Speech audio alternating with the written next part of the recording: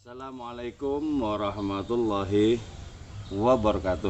Waalaikumsalam. Bismillahirrahmanirrahim. Hamdan wa sana'an laka ya Allah, salatan wa salaman laka ya Habiballah, wa ala alika wa ashabika ya khair halqillah. Alhamdulillahi rabbil alamin. Minta tolong dulu. Minta tolong Supaya jelas suara. Oke, biar lebih fresh ya. Ya. Yang surat nancep banget. Oke. Alhamdulillahirabbil alamin. Pada pagi hari ini saya kedatangan tamu Yang biasa yaitu kesini. Kiai Budi Harjono yang memang langganan kesini kapan saja, tengah malam atau kapan saja. Ini tadi datang ketika saya masih tidur. Bangun-bangun sudah ada mobil. Oke. Pada pagi hari ini kita akan berbincang-bincang tentang hal yang sangat diperlukan dalam hidup ini, yaitu berkaitan dengan cinta ilahiyat, cinta di antara sesama manusia juga. Oke, sebelum memasuki perbincangan, biar diawali dengan salawat dulu oleh Mbak Jamil ya. Mbak Jamil ini dari Blora. Oke, ya monggo kepada Mbak Jamil. Pakai ini dulu biar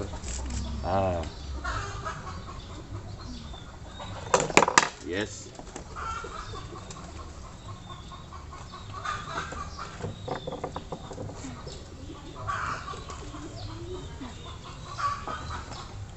Oke.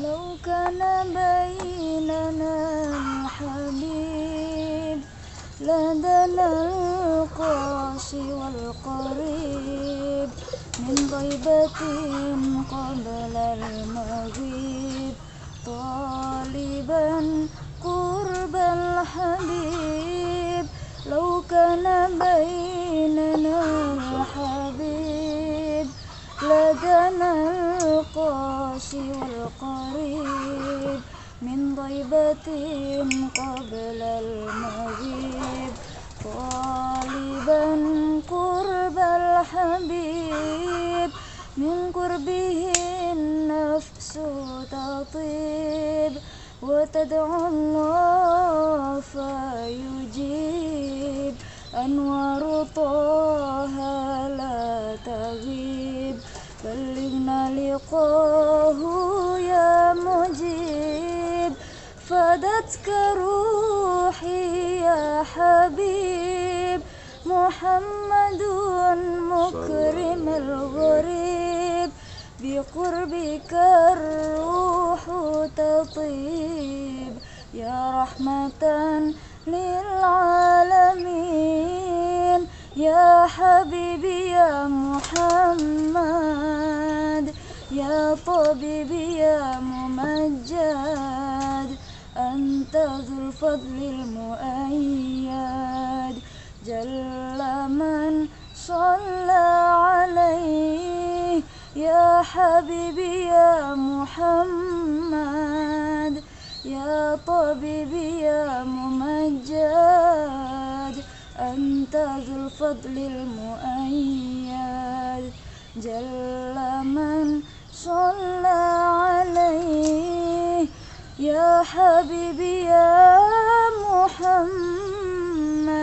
يا طبيبي يا ممجد أنت ذو الفضل المؤيد جل من صلى عليه لو كان بيننا الحبيب لدنا القاسي والقريب من غيبة قبل المغيب طالبا قرب الحبيب Allahumma sholli wa sallim wa barik alaih. Oke. Nah, Gantian ini. lagu ini menggambarkan adanya sebuah keinginan agar di tengah kehidupan kita itu senantiasa ada pecinta, senantiasa ada kekasih. Dua predikat ini sempurna dalam diri Kanjeng Rasul Muhammad sallallahu alaihi wasallam. selama kehidupan ini masih digerakkan oleh cinta, maka yang akan kita temukan adalah ketentraman, kedamaian, kebahagiaan tak terpermanai. Karena memang dunia ini diciptakan atas nada dasar cinta, yaitu ketika Allah Subhanahu wa Ta'ala menyatakan, "Aku adalah kekayaan tersembunyi. Aku cinta untuk dikenal, karena itu aku ciptakan alam." Jadi kata kuncinya cinta untuk dikenal. Alasan ini yang mendasari diciptakannya alam raya. Karena itu ketika denyut cinta itu masih deras dalam kehidupan diri kita, itu pertanda kehidupan penuh dengan berkah, penuh dengan kebahagiaan. Oke. Berikutnya ini biar Kiai Budi menuturkan, saya di sini bertindak sebagai pembicara sekaligus pembawa acara ya.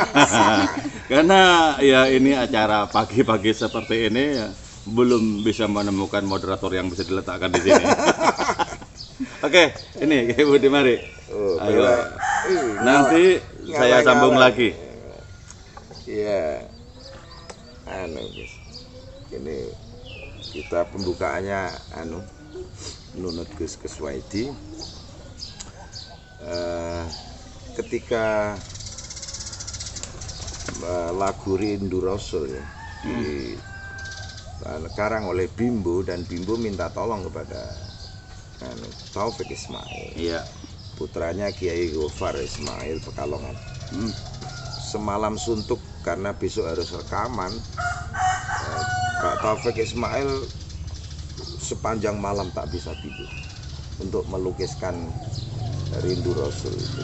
Iya. Memang ketika sore-sore dia rindu kami padamu ya Rasul, rindu tiada terperi, berabad jarak darimu ya Rasul, serasa di kau di sini. Mandek karena begitu mandek akan melukiskan sosok Rasulullah itu kata apa yang mampu. Betul.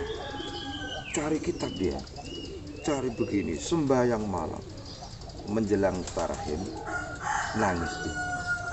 Ya, aku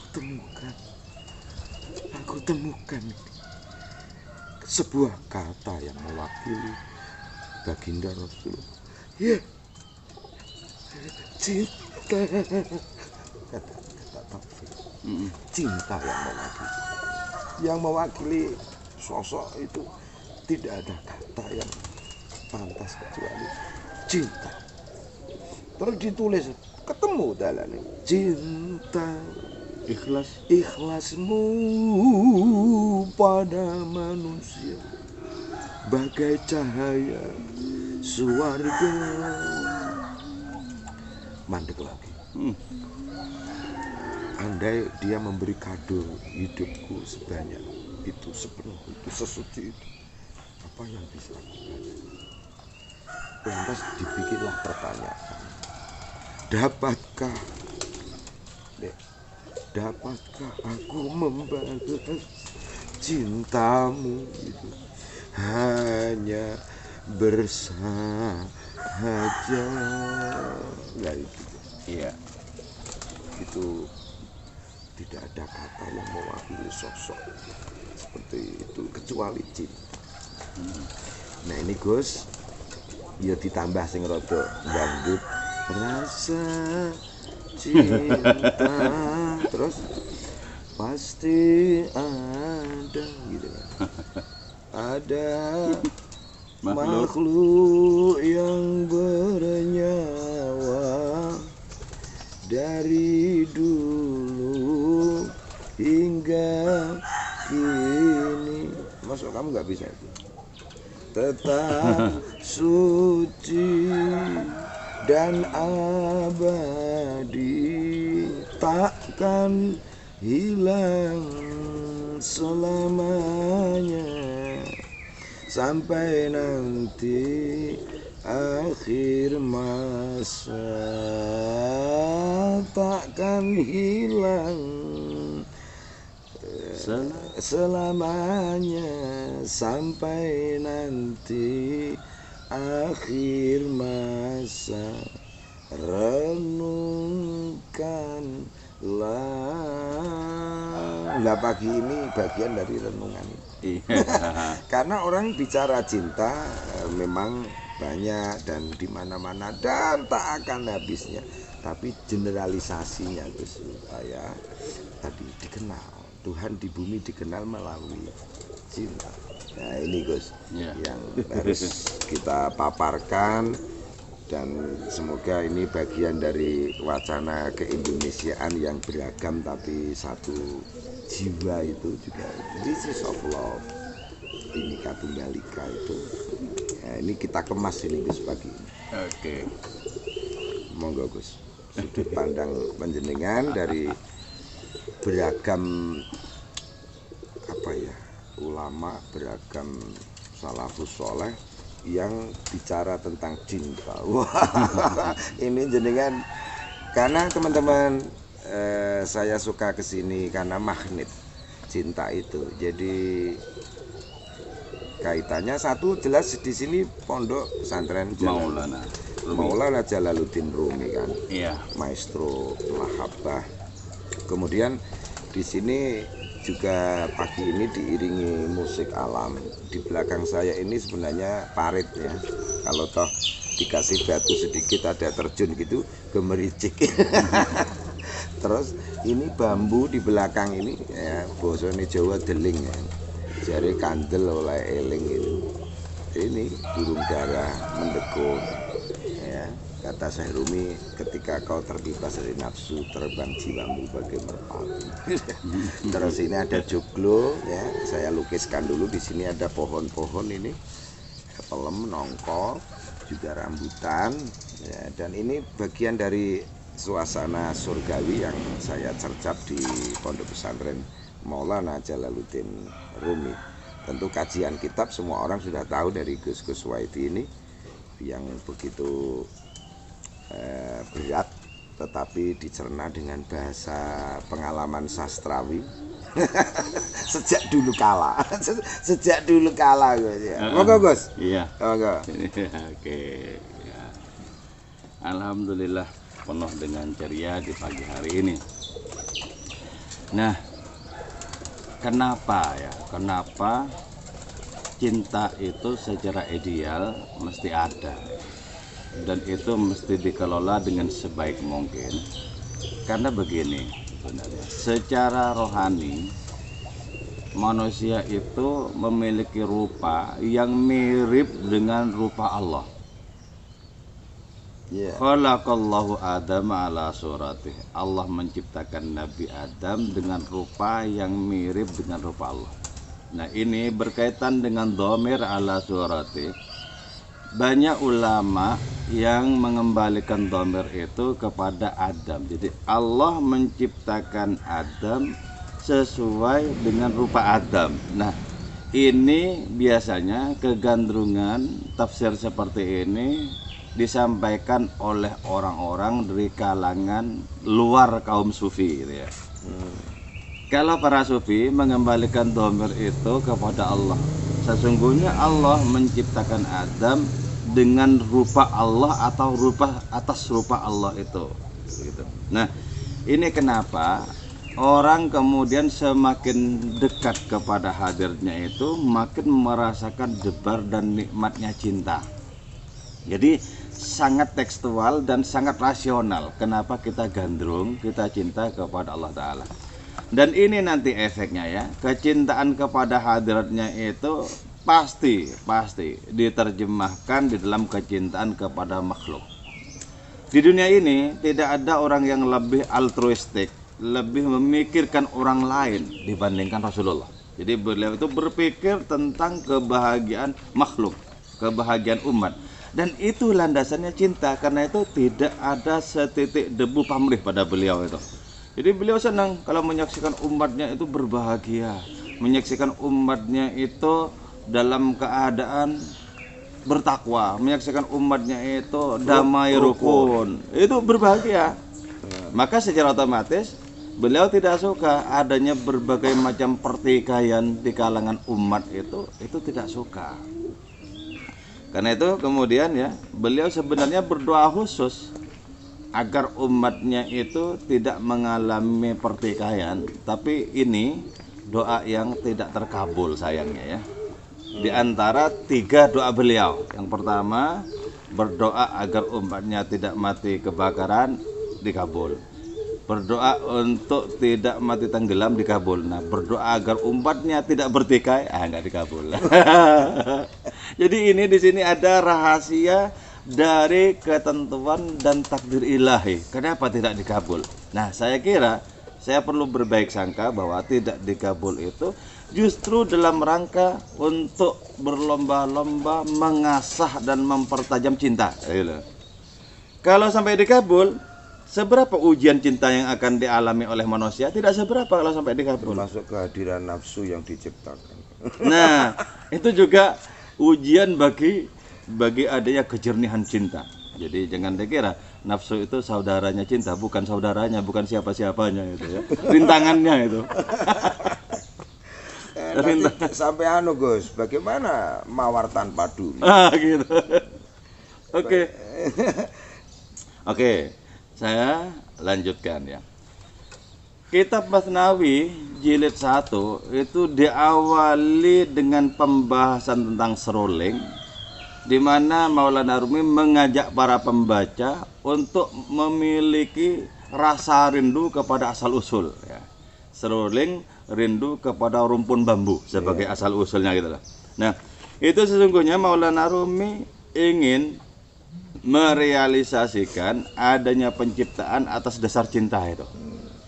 Jadi istamil an ilanai, kata beliau, simaklah sekarang lenguhan rintihan seruling itu. Nah, dengan adanya rintihan seruling itu, pembaca mau dibangkitkan oleh Maulana Rumi agar senantiasa mendasarkan diri pada cinta di dalam setiap aktivitas. Nah, cinta ini ditandai dengan apa? Ditandai dengan tidak adanya pamrih kecuali satu. Apa itu? Perjumpaan dengan kekasih, satu-satunya pamrih. Nah, Ke rumpun bambu. ke rumpun bambu. Nah, di dalam hidup ini adanya cinta itu semakin tergantikan oleh adanya gejolak nafsu, sehingga dengan demikian pamrih menjadi tumbuh. Ketika pamrih itu menjadi tumbuh, itu tanda bahwa nafsu itu sebenarnya sedang berkobar lewat pintu pamrih itu. Di saat itu kemudian kehidupan ini semakin kehilangan kebeningannya, kejernihannya. Maka tugas kita tak lain adalah bagaimana kita menumbuhkan kembali cinta itu. Walaupun tanpa pamrih, tapi itulah yang paling nikmat sebenarnya. Yang paling nikmat. Karena itu kalau para sufi, pengharapan terhadap surga itu lewat. Bincang-bincang tentang pahala untuk mendapatkan sebanyak mungkin pahala itu lewat. Kenapa? Tidak bisa dibandingkan dengan kemewahan kekasih yang didamba, yang dituju itu. Maka dibuka dengan laukana bainanal habib, andaikan di antara kita ada sang kekasih, ada sang pecinta Allah Ta'ala Nabi Muhammad, ladanal qasi wal qarib, orang yang dekat, orang jauh akan berkumpul di sini. Itu sebuah keinginan yang sebenarnya walaupun Nabi wafat itu tidak mustahil. Andaikan dalam diri kita ada akhlak Nabi, ada gemuruh cinta sang Nabi, maka kita menjadi pendaran cahaya beliau, dan itu yang akan menjadi jimat kehidupan. Di dalam kehidupan ini sepanjang masih ada para pecinta ilahi, ada orang yang memikirkan orang lain dengan tulus, bukan dengan pamrih ya. Kalau yang dengan pamrih itu oke tunggale. Memikirkan orang lain tapi pamrihnya juga besar. Di Jawa itu ada kosakata enggak ada maksudnya. Sepi ing pamrih, rame ing gawe. Oh sepi. iya. Sepi ya. Oke. Iya, benar. Terbebaskan dari belenggu pamrih. Oke. Nah, itu sebenarnya ya kenikmatan sangat tinggi yang luput dari pandangan. Sehingga dengan demikian pamrih-pamrih itu membelokkannya. Jadi dari semula hanya pamrih berupa keinginan bersuah kekasih dengan asal usul seruling ingin berjumpa dengan rumpun bambu, kemudian itu menjadi tersamarkan karena tertutupi oleh pandangan-pandangan nafsu. Nah, ketika pandangan nafsu itu menjadi mayoritas, maka yang ada adalah berbagai macam kegaduhan yang tidak penting. Yang tidak penting. Pihak ini menggocok yang sana menikam yang sini. Itu sesungguhnya kan sama sekali tidak penting, bahkan bukan hanya tidak penting, destruktif itu sebenarnya. Jadi, ibarat apa? Ibarat menggali kubur bagi dirinya sendiri. Jadi saya sekarang itu melihat begini ya. Dunia ini sebagai sebuah kereta raksasa yang baik perlahan maupun cepat sedang menuju kehancuran. Nah, ini kita coba untuk hadang ini. Hadang. Nah, yang sanggup menghadangnya itu adalah realisasi dari kekuatan cinta. Nah, ini yang bisa menghadangnya. Cinta yang tidak saja terungkapkan lewat kata-kata, tapi terutama cinta yang terrealisasikan dalam tindakan, dalam perbuatan, sehingga kita bisa merasakan betapa teduhnya kehidupan dengan adanya payung cinta itu. Oke, ini harus jangan saya terus ini. Harus kelamaan. Aneh nih, siaran Mike gantian. Nah, iya, gitu. Iso ae. Dan Gus, di dalam proses menuju ke situ ya, lengkingan bambu tadi ya, menuju rumpun bambu itu kalau dikaji secara zomir ya, nyebule we hu. Kemudian dalam lubang yang ada melodi hidup, melodinya bisa dirasakan. Ini nanti harus dikaji, Gus. Iya. Ya. Jadi Syekh Rumi bilang ada, ya Allah, aku bagaimana bisa lupa engkau? Engkau punya pelapor di mana-mana. Engkau punya pelapor di mana-mana. Fa'inama tuwallu fasama wajhullah.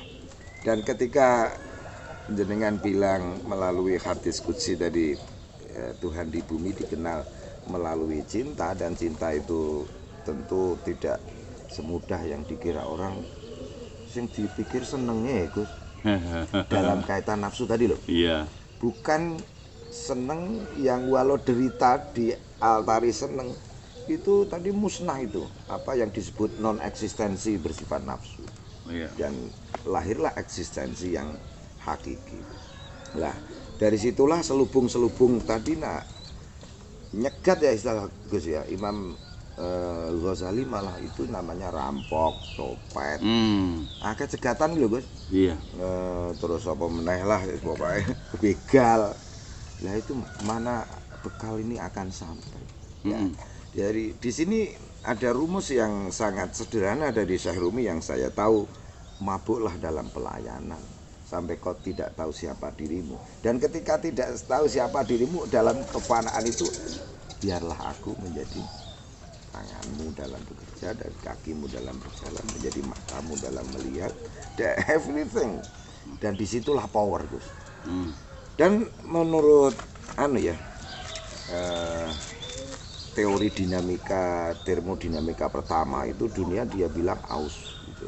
Tetapi ternyata teori itu dibantah sendiri. Ini termodinamika kedua, enggak, ternyata ada pengganti sel baru, ada pengganti hal yang baru. Dan ini saya baca itu kekuatan cinta, dan di mana cinta akan musnah, karena itu dia sendiri yang menjadi hakikatnya gitu loh, Gus. Iya. Dan kaitannya dengan apa yang panjenengan jelaskan ini, nanti tema cinta ini nanti harus dirinci, Gus, supaya orang tidak gebyah-uyah bahwa memahami cinta ki sing nyeneng. Padahal ketika masuk dusun cinta itu lihatlah pintu gerbangnya, kata Syekh Rumi, selamat datang derita. Derita di atas data cinta itu kan bisa diubah menjadi kebahagiaan, menjadi kesenangan, dan itu dahsyatnya itu. cinta. Nah, sampai yang paling muda lah, istri kita sendiri itu. Saya bilang, Dek, kamu melahirkan rekoso ya. Ya rekoso loh Mas. Tapi kok bulan baleni. Bojomu guyu. Ya, di situ misteri cinta bisa kita kenal. Dia derita musnah di atas altar cinta. Ya, teman-teman, ini mungkin kajian ini sudah disampaikan Gus Waidi dalam pengajiannya yang begitu banyak itu. Tetapi pagi hari ini tadi saya bilang sama Gus Waidi, pokoknya gaya mukhtasar Gus. Ibarat Imam Ghazali, banyak kitab yang dikarang tapi dia diminta oleh muhibinnya membuat ayyuhal walad. Ya, di situ dia hal yang praktis dalam kaitan cinta. Monggo Gus dikaji dulu Gus. Ini rincian-rincian cinta, ada tadi yang seruling, jelas rindu. Sampai ada yang nangis. Ya, nangisnya itu ku menangis, menangisku karena rindu, sampai begitu.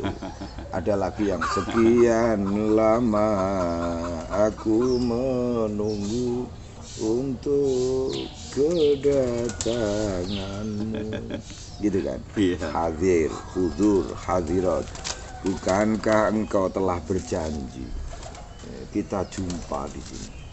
Dijanji dalam primordial alastu birabbikum qalu bala syahid. Rasulullah kan juga berjanji seperti itu. Kalau kau baca sholawat di makamku, aku jawab. Kalau kau baca sholawat nun jauh dari makam, aku yang mendapat. Iya. Lah ini jatahe jenengan iki aja aku. Oke. Sekali lagi. Pokoknya nak rokoknya jenengan habis aku ngomong, nak rokok aku entek jenengan yang ngomong.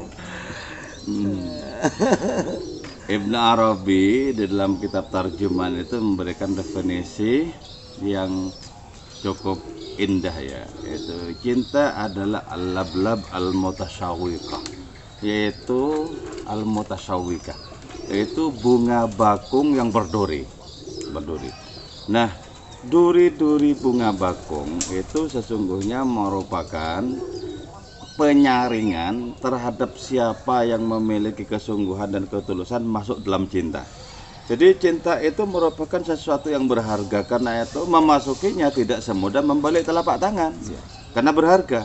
Nah, sesuatu yang berharga itu salah satunya ditandai dengan tidak mudah untuk mendapatkannya.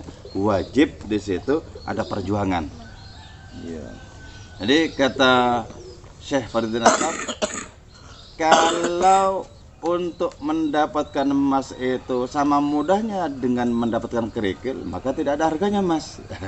Jadi karena itu orang yang tersentuh oleh cinta itu, cinta yang murni, cinta yang tulus, cinta yang tanpa pamrih, tanpa adanya campuran dari kekeruan nafsu, itu berarti orang yang terpilih sebenarnya. Orang yang rupanya itu menjadi mirip dengan rupa ilahi tadi. Jadi mirip. Nah, ini oleh orang-orang yang sedang dikuasai oleh nafsu dipandang bahwa ini merupakan sesuatu yang penuh dengan adanya siksaan. Nah, siksaan yang dimaksud duri-duri tadi sebenarnya. Duri-duri tadi. Maka karena itu kemudian kehidupan ini menyaring orang-orang yang memiliki kesungguhan dan kapasitas untuk bermahkotakan cinta, tersaring. Jadi sesering apapun didedahkan adanya pemahaman tentang cinta, tidak secara otomatis kemudian diterima. Jadi kesanggupan untuk bisa menerima itu berkaitan dengan qabiliyah, berkaitan juga dengan isti'dad, dengan adanya kesiapan. Nah, maka karena itu kemudian akhlak kenabian itu tidak boleh tidak harus dijadikan solusi bagi pergolakan zaman sekarang ini. Akhlak kenabian itu kita mesti kembali kepada dimensi moralitas Kanjeng Rasul yang didasari oleh adanya nafas cinta itu. Nah, nanti dengan demikian ya, ini akan menjadi penahan laju kehidupan yang mau menjurus kepada jurang kehancuran, tertahan oleh kekuatan cinta ini. Makanya gini, Allah itu menyatakan bahwa Allah tidak akan mengadab suatu kaum sementara engkau berada di tengah kaum itu. Nah, ini mesti dipahami tidak secara harfiah. Kalau secara harfiah berarti itu berlaku di masa Nabi. Kalau sekarang beliau sudah wafat hampir 1500 tahun yang lalu misalnya. Apakah tidak bisa datang Nabi? Bisa. Ya. Yaitu apa? Dengan kita menyebarkan setulus mungkin adanya nafas cinta beliau, gerakan tindakan cinta beliau. Tetap ini hidup itu dengan demikian berarti masih ada jimatnya. Dan kalau masih ada jimatnya yang ampuh, maka tetap akan bisa bertahan dari gempuran apapun. Oke ya. Jadi gini, sekarang yang terpenting itu apa? Yang terpenting itu jangan lagi-lagi terperosok memaknai nafsu itu sebagai cinta, atau memaknai cinta sebagai nafsu. Itu keterperosokan luar biasa itu. Itu biasanya berlaku di antara kaum muda ini, kaum muda. Nah, kalau sudah terpisahkan dengan jelas, maka nanti akan menjadi gamblang bahwa cinta itu sedemikian transenden, sedemikian mengilahi, walaupun digelar di tengah kehidupan manusia. Sementara nafsu itu tak lain adalah potensi destruktif, potensi yang merusak. Nah, ketika nafsu itu bisa dikendarai oleh cinta, maka ribuan dari lagu-lagu cinta akan muncul lewat nafsu yang tersucikan itu. Jadi nafsu itu bukan sesuatu yang keruh untuk selamanya. Kalau dia tersucikan oleh cinta, justru disitulah kegairahan cinta menjadi sempurna. Wah, tambah dahsyat. Tambah dahsyat. Jadi bukan tidak diperlukan nafsu itu. Karena itu di antara tingkatan nafsu yang 7, cuma satu yang buruk. Selebihnya bagus semua. Cuma nafsu amarah ini yang buruk. Nah, dan gak tanggung-tanggung amarah ini, nafsu amarah ini hampir saja memusnahkan reputasi seorang nabi. Nabi Yusuf. Innan nafsa la'ammaratun bisu. Ya. Ini yang pertama ini saja. Ketika ini sudah bisa dikelola, bisa didewasakan, bisa disempurnakan, maka akan naik menjadi apa? Menjadi lawamah, yaitu ketika orang dengan nafsunya sudah bisa melakukan otokritik. Oh iya, ini kekuranganku, ini kekurangan ajaranku, ini kebengalanku, kesalahanku. Nah, itu sudah otokritik. Dan ini merupakan tanda-tanda pertama dari kemunculan cinta itu. Jadi ketika orang sudah lebih gamblang menyaksikan aibnya sendiri ketimbang orang lain, itulah awal mula dari tumbuhnya cinta yang hakiki, yang murni itu. Ada simbolik hewan itu terus yang liar kemudian dijinakkan itu kaitan pengendalian nafsunya. Iya. Kan salah satu simbol dari nafsu itu adalah hewan ya, hewan. Terutama hewan-hewan buas ya. Jadi di sini kaitan dengan nafsu amarah ini ada dua simbol, yaitu hewan buas dan binatang ternak ya. Binatang ternak. Nah, hewan yang buas itu misalnya dalam kehidupan manusia, keinginan untuk bisa menaklukkan, mempermalukan, menghinakan orang dan lain semacamnya, itu watak dari binatang buas. Nah, itu harus kita kelola, jangan kita bunuh, kita kelola. Terus juga ada watak binatang ternak seperti sapi, kambing, ayam semacamnya. Nah, ini ditandai dengan apa? Dengan adanya keinginan bersenang-senang di bidang makanan, minuman, kawin, tempat tinggal, kendaraan dan semacamnya. Nah, kalau kita diperintahkan untuk mengorbankan yang ternak ini, kias aulawinya apalagi yang buas. Yang ternak saja harus dikorbankan kok. Iya. Yang buas apalagi. Jadi ini sesungguhnya merupakan kias aulawi. Jadi dalam fikih itu enggak ada kewajiban untuk berkorban macan, itu enggak ada. Berkorban gajah itu enggak ada. Adanya binatang ternak. Dan itu berarti bahwa binatang ternak sekalipun mesti kita kelola dalam diri kita. Nah, Maulana Rumi kemudian menyatakan bahwa ketika daging binatang ternak yang halal itu kita konsumsi, bergembira ria binatang ternak itu.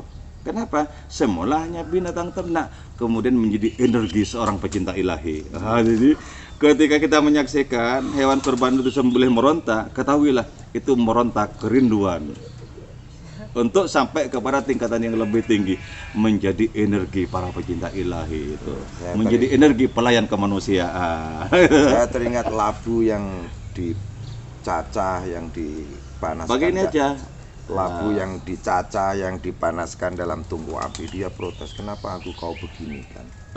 didekatkan. Si tukang kokinya bilang, diam kamu akan naik dari peringkat labu menjadi jiwa manusia. Iya. Iya kan. Dalam kaitan ini kopi juga sama Gus, ini Seneng kopinya ini. ya, kita ngomong-ngomong nih dia juga dengar kita sedang jagung, tapi saya merasa dalam kaitan dia ngomong juga gula, air dan kopi ini dari perjalanan panjang masing-masing. Iya. Bertemu dan kemana kita nanti selanjutnya. Ya itu tadi kita akan dari materi ke jiwa Kuswaiti. Terus pojak ngerokok dia enggak pernah. Dijak ngaji, dijak sembahyang gitu. Wow. Ikut larut di dalam kenaikan. Setelah itu teman ada mentoknya, saya Rumi bilang. Setelah manusia jiwa ke malaikatan. Setelah malaikat tak terjemahkan. Jadi kalau manusia mati pun sebenarnya dalam husnuzon kan juga akan dinaikkan peringkat. Dan itulah tangga-tangga cinta Gus ya, yang begitu indah dibagikan kepada kita melalui mata rantai yang suci dari para salafus soleh kita. Dan jelalah negeri kita ini kok negeri yang para ulamanya banyak, negeri mayoritas Islam yang rukun, tapi ya masih saja ada yang kau sebut tadi, tapi itu saya sebut noktah hitam, tapi tidak mengurangi semua gambar dalam bingkai. Ya, jadi kecacatan pun masih saja dipandang kesempurnaan di mata pecinta itu. Bahkan cinta tidak memandang aib. Lah kaitan ini perlu juga jenengan terangke kepada teman-teman, karena rujukannya jenengan secara komprehensif ada. Jadi dari manapun arahnya, seperti Imam Ghazali sendiri bilang puncak ajaran Islam juga mahabbah, dalam kitab mahabbahnya. Dan tentu soal cinta yang seperti kita terangkan ini juga kita lihat di kampung-kampung di tetanggamu ini, dia nggarap sawah, dia bertani, dia ini juga bagian dari mahabbah, walau dia tidak mengenal secara komprehensif. Dan kita saksikan malah Kiai Imron bilang saya begini, Kiai Budi dunge hikam ki wis do dilakoni wong-wong Jawa. Di mana mereka setia menanam, setia merawat alam, dan juga berumah tangga juga. Dan itu sudah dianyam cinta itu di sini. Dan inilah Gus selubung yang harus tadi jenengan singkirkan.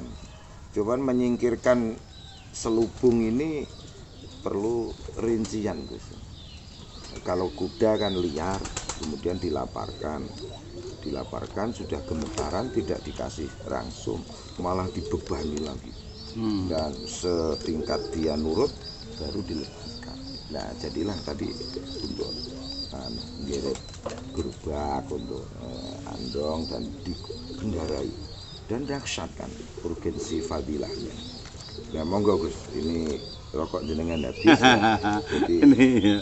Jadi sebuah prosesi mungkin derita penempaan itu untuk membakar apa ya yang sifatnya madmumah tadi, supaya dari amarah menuju lawamah menuju ke diri. Sehingga orang Jawa kok yono isyarat sapa guyu ndelikake sir. Nah di dalam diri ada sir yang ndelik, soalnya lapis ke-7 itu. Dan itu kalau tidak disibakkan, lah orang kesulitan Gus. Ini sudur, jasad yang mana, sudur yang mana, fuad yang mana, kalbu itu, terus sakop, terus sir, yang ke-7. Lup ya, lup dulu baru sir. Jadi ini kategori satu misal ya. Orang seringkali akal ini, maaf ini nanti jenengan rada menegaskan, wah semuanya diukur akal. Ini kosakata yang saya dari Syekh Rumi, 100 akal pun terbakar oleh api cinta. Kadang-kadang orang hidup mengacu ke dasar akal itu tadi, dia terjebak ke transaksional, terjebak ke ya berat lah karena kalkulasi tadi. Nah ini mohon jenengan bakar dengan api cinta itu tadi. Kalau gambarannya Syekh Busiri gimana soal nafsu yang didendangkan itu? Seperti bayi katanya itu. Iya. Ya, ada saatnya itu bisa. Iya. Itu kalau tidak diatasi secara dini juga Betul. tangisnya nafsu itu loh bos. Iya.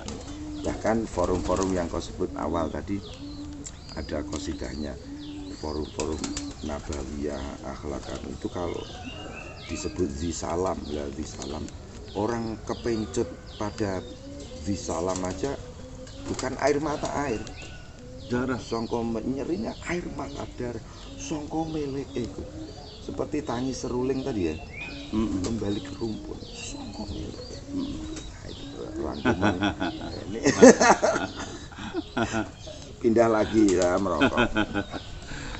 Oke. Iya. Ada perjanjian primordial dengan Tuhan semesta alam yang itu bisa digapai kembali dengan adanya cinta. Panas ya? Nggak kelihatan? Kelihatan. Oke.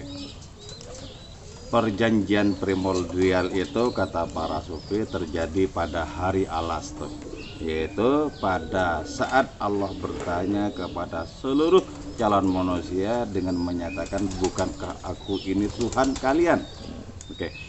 Itu kemudian diiyakan oleh seluruh calon manusia, oleh seluruh ruh manusia bahwa Allah itu adalah Tuhan kita semua. Qalu bala syahidna. Oke.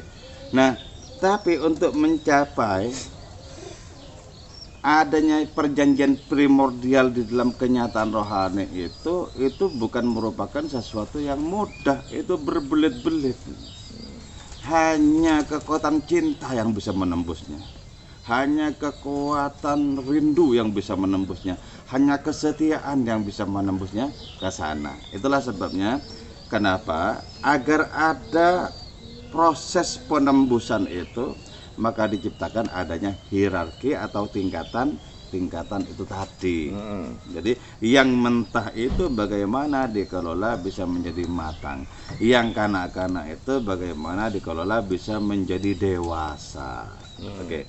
Nah, kelebihan manusia itu kan sesungguhnya juga karena memiliki nafsu. Itu kelebihan manusia itu. Karena itu dalam Islam itu tidak boleh dibunuh, tapi dikendalikan. Nah, di dalam menggambarkan nafsu, Imam Busiri itu menyebut bahwa nafsu itu seperti bayi yang kalau dibiarkan akan selamanya netek gitu loh. Jadi selamanya mengkonsumsi sesuatu yang dinikmati dan itu sesungguhnya pada akhirnya tidak sehat. Pada akhirnya tidak sehat kalau terus-terusan. Jadi itu hanya diperlukan pada fase tertentu. Syairnya gimana? Dengan apa? Wa nafsuka tiflin tuhmilhu syabala Hubirradai wa in taftimhu yang fatimi Fasrif hawa wa hadir antul yahu. Palingkanlah nafsu itu dari keinginannya. Jadi nafsu itu jangan dibiarkan menginginkan sesuatu, itu diperturutkan, jangan. Kenapa? Itu bukan kiblatnya cinta. Kalau kiblatnya cinta itu Allah. Jika engkau laki-laki, kata Maulana Rumi, pandanglah wajah Allah karena wajah Allah adalah kiblat bagi seluruh alam raya. Sementara kiblat dan nafsu itu bukan Allah Ta'ala, tapi keburukan-keburukan. Fasrif hawaha, palingkan itu. Wahadir antuliyahu, dan hati-hatilah engkau jangan sampai kau dikuasai oleh nafsu. Sebab kalau dikuasai nafsu, kita akan mengalami dua hal yang na'udzubillah. Satu, kita menjadi mati, hancur. Yang kedua, kita dipermalukan. Yusmi aw yasimi. Nah, di sini proses-proses itu sudah digelar contohnya oleh para nabi, terutama oleh Kanjeng Rasul Muhammad SAW. Sudah digelar contohnya. Bagaimana itu dikelola menjadi cinta yang cemerlang. Dari amarah masukkan itu ke dalam kandang lawama itu biar tahu salahnya sendiri apa, kelalaiannya sendiri itu apa, biar bisa otokritik itu. Masukkan ke kandang lawama. Nanti di kandang lawama itu dia akan diproses menjadi mulhamah, yaitu suatu kekuatan yang senantiasa mengajak kepada kebaikan. Jadi sudah tidak ada orientasi lagi. Sudah tidak pengen untuk menggendam orang, atau tidak pengen, atau menipu orang, mempermalukan orang, sudah tidak ada itu. Seluruh keinginannya itu adalah kebaikan. Mulhamah. Iya. Mulhamah. Nah, di kandang mulhamah ini nafsu mengalami adanya pendewasaan lagi, yaitu ketika sudah kukuh kuda-kudanya di dalam ketentraman bersembah sujud itu mutmainnah. Nah, yang bisa ngelola ini kekuatan cinta. Kekuatan cinta. Mungkin cinta dari para guru rohani kita kepada kita, atau cinta kita kepada diri sendiri agar mendapatkan kemuliaan oleh cinta, dan seterusnya. Jadi di dalam kuda-kuda yang tangguh dengan adanya kebaikan-kebaikan itu, dengan cinta, dengan kerinduan itu, kita bisa mendapatkan undangan VVIP dalam. Ya ayyatuhan nafsul mutmainnah, wahai jiwa-jiwa yang tenang. Padahal ya itu kata-katanya mufrad ya, tapi bermakna banyak. Satu bermakna banyak. Kenapa? Banyaknya keindahan itu satu jua hakikatnya. Irji'i Ila rabbiki. Ayo kembali. Nah, undangan seperti itu istimewa itu. Bayangkan kata Syekh Abu Yazid Bustami itu begini. Kalau nanti di hari pembalasan sekejap saja Allah Ta'ala memanggilku, wahai hambaku, manggil gitu, itu sudah cukup. Setelah itu aku mau disiksa, diapain terserah. Satu saja firman Allah Ta'ala menyebutku, wahai hambaku, itu sudah lunas seluruh penderitaanku. Ini ya, nggak usah macam-macam yang lain, disebut gitu saja, itu keindahan luar biasa. Apalagi sampai dipanggil, diundang, jiwa yang tentram. Wah. Bahkan orang yang melampaui batas saja dalam Quran dipanggil ya ibadi, masih diakui sebagai bingkai cinta. Iya. Wahai hambaku. Betul. Iya Gus. Ya ini bagaimana ini? Iya, untuk betul. kaitannya Karena itu begini, walaupun pada akhirnya hamba-hamba itu toh mencicipi neraka, tetap pada akhirnya dipeluk oleh rahmatnya. Iya. Jadi, makanya nggak ada siksaan Allah Ta'ala tanpa tepi, itu nggak ada. Iya. Dibatasi sendiri oleh rahmatnya. Karena itu firman Allah Ta'ala ditanggapi Syekh Abu Yazid ketika Allah Ta'ala menyatakan inna batsya rabbika lasyadid, sesungguhnya pukulan Tuhanmu sangat hebat. Ditanggapi oleh Syekh Abu Yazid, lebih hebat pukulanku. Kenapa? Pukulan Allah masih penuh rahmatnya. Pukulanku demi dendam amarah. Dan ada kosakata dari Allah sendiri, marahku kalah oleh rahmat. Iya, iya begitu. Tapi itu jangan sampai terlikung Gus ya. Nanti menjadikan orang suka-suka tidak beraturan. Itu serba diampuni. Itu kan tidak benar kalau melihat bingkai keterangan. Iya. Iya kan? Kebenaran, ketepatan membaca itu merupakan satu keharusan. Iya. Biar nggak salah perkiraan ya. Iya. Sesungguhnya marahku kalah oleh cintaku. Ya itu. Kemudian sembrono bertindak. Nah, itu ya nggak benar. Tapi saya baca di dalam kitab Tajalliyatnya Ibn Arabi itu disebutkan bahwa yang paling cepat expired dari adanya kehidupan di akhirat itu neraka.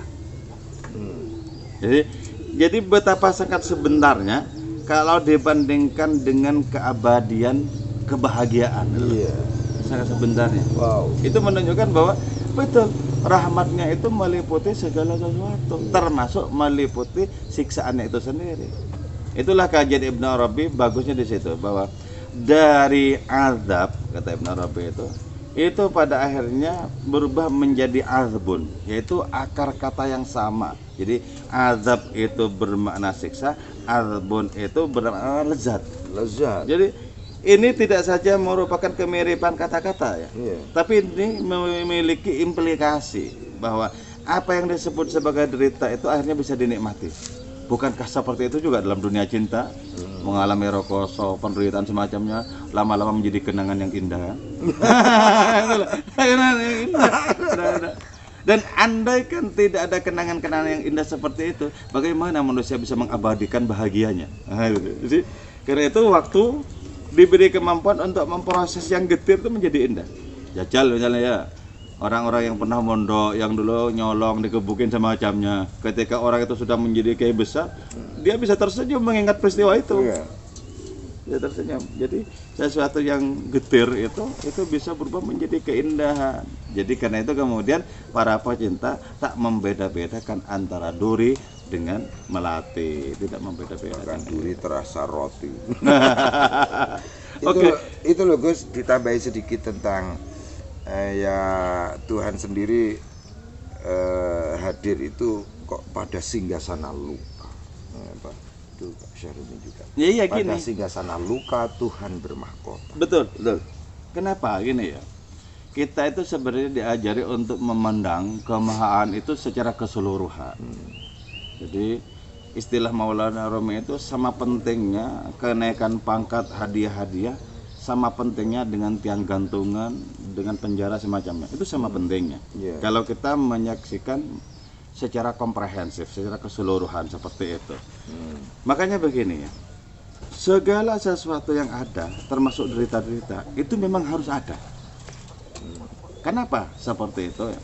Karena dengan demikian nama-nama Allah Ta'ala itu menjadi terekspresikan. Nama-nama Allah itu menjadi tidak nganggur itu loh. Iya. Jadi untuk merealisasikan berbagai objek dari namanya. Coba begini. Kalau Allah Ta'ala Maha Pengampun, bukankah Maha Pengampun itu akan nganggur kalau tidak ada dosa-dosa? Itu Nabi yang bilang. Iya dah. Kalau orang tidak ada dosa, terus di mana sifat Allah Maha Pengampun? Yang nganggur tadi ya. Nganggur.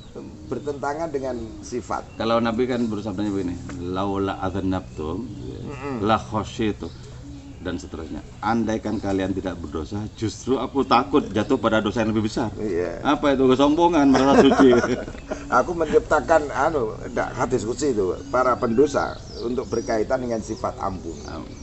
Subhanallah. Itu mesti ada. Kalau orang-orang yang bengal, orang-orang yang rusak tidak ada, juga sama bagaimana Allah menegakkan keadilannya.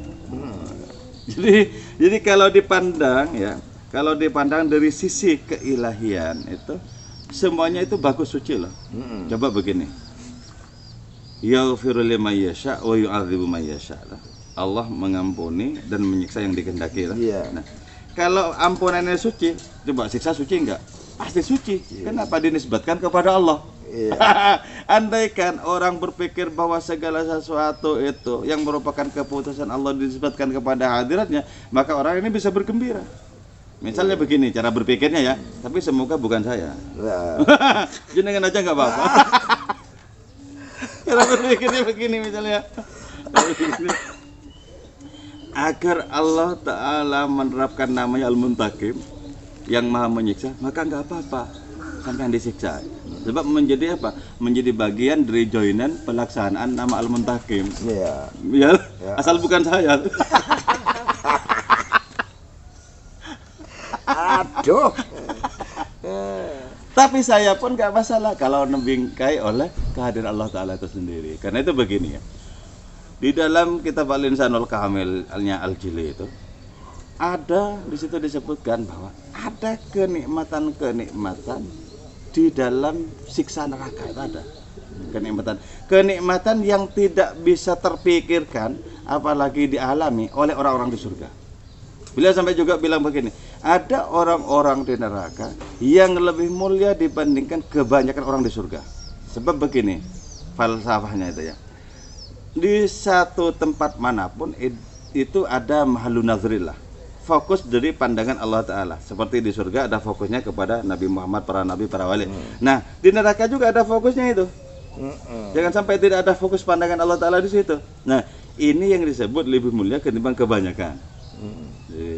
Jadi ini juga perlu kita perhatikan, perlu kita pikirkan, walaupun jangan sampai kita menceburkan ke sana. Tapi kalau takdirnya apalagi?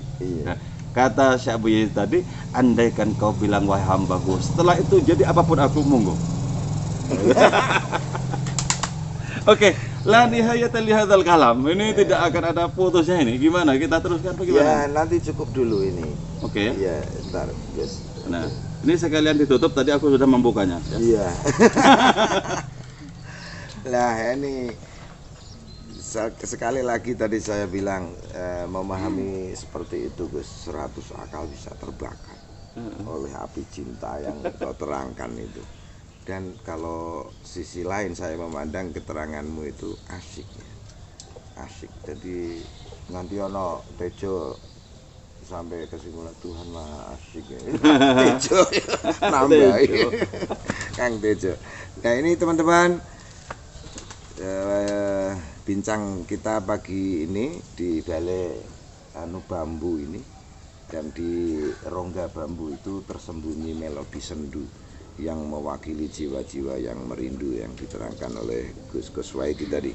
Jadi saya duduk ini antara aku dan kau di sini di Taman Surgawi Pondok Pesantren Maulana Jalaluddin Rumi. Silahkan datang ke sini teman-teman semua di seantero negeri, juga mungkin ada yang di luar negeri ini bagi para pekerja di luar negeri, di Hong Kong, di Taiwan, di Riyadh yang bagian dari pertemanan saya, juga mungkin pertemanan Gus Kuswaidi. Dan negeri ini saya lebih menukik ke kedalamannya. Saya menghindar memang Gus di bibir pantai Indonesia seperti yang kau sebut Bentro itu saya. Di sana memang banyak bukur, tetapi saya yakin tanpa mutiara. Jadi saya lebih menukik ke pedalaman, ke Jogja, Jogja ke Bantul, Bantul ke Sewon gitu. Dan di kedalamannya aku temukan mutiara seperti yang kau bahasakan itu. Dan juga lahir permata-permata. Sampai berapa anakmu? 9. Anakmu yang ini maksudnya.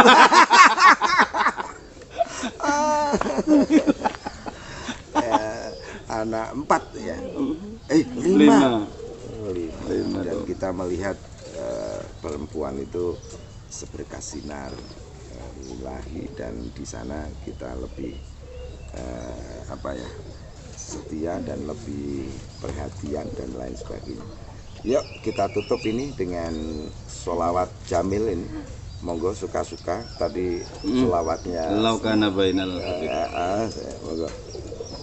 Ya dipegang biar seperti mic. Ya. Yang dekat. Monggo. Ya, Senikmatnya sendiri.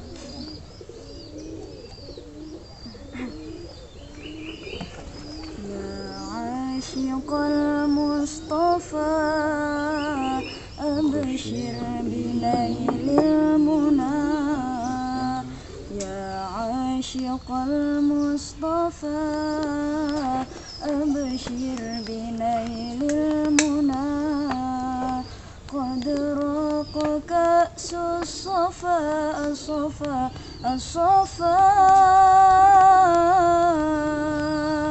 وطاب وفد الهنا قد راق كأس الصفا وطاب وفد الهنا يا عاشق المصطفى أبشر بنيل المنى يا عاشق المصطفى أبشر بنيل المنى قد راق كأس الصفا الصفا الصفا وطاب وفد الهنا قد راق كأس الصفا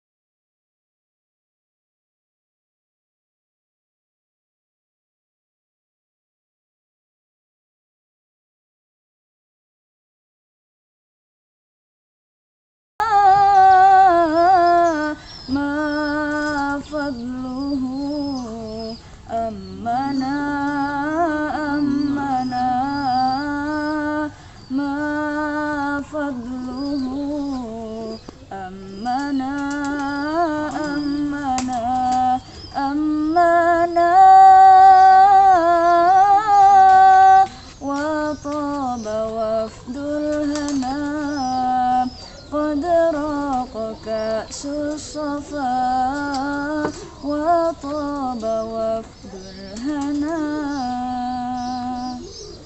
Sip, sip, sip. Dikomentari syair ini sebentar, Gus. Wah, Coba. ya Rasulullah, engkaulah yang mengajarkan isyik kepada kami, yang hidup menjadi asyik, ya, selalu terbingkai oleh cinta sebagaimana yang diterangkan oleh Gus Kuswaidi. Ini saya tutup teman-teman dengan sebait puisi dari Gus Kuswaidi dari bukunya Tarian Mabuk Allah. Kekasih, duhai kekasih, matahari yang kau munculkan di rongga timur mengajakku melintasi kabut kedunguan.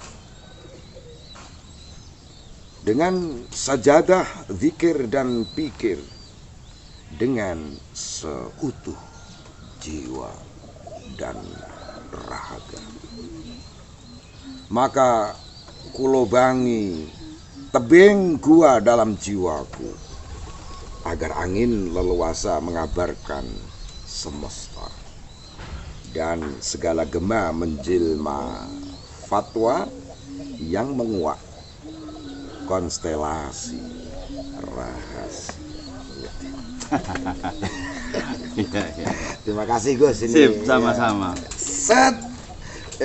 Semangat ini, jempol ini Gus. Begini. Iya, Boleh. dan I love you, salam Tari Suki Begini. seluruh Nusantara. Ini semua. Oh, begini. gandok ini. Oh, gini. Ya, I love you full. Dan terima kasih teman-teman, silakan like, comment, share. YouTube jenengan apa? Banyak nggak tahu. Dan Kiai Orang Budi yang Channel, silakan like, comment, share, dan subscribe. Dan kita lihat mozaik Indonesia, dan di tengah mozaik itu di sini ada Pondok Pesantren Maulana Jalaluddin, dan akan ketemu dengan Gus Kuswaidi yang memang juru bicara cinta ini melalui beliau. Terima kasih. Wallahu muwaffiq ila aqwamit thariq. Assalamualaikum warahmatullahi wabarakatuh. Waalaikumsalam warahmatullahi wabarakatuh.